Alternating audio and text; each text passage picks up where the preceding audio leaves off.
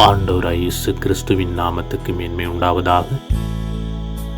நீதிமொழிகள் 29வது அதிகாரம் வசனம் 25 இப்படியாய் சொல்லப்படுகிறது: மனுஷனுக்கு பயப்படும் பயம் கண்ணியை வருவிக்கும், கர்த்தரை நம்புகிறவனோ உயர்ந்த அடைக்கலத்திலே வைக்கப்படுவான் என்பதாய்.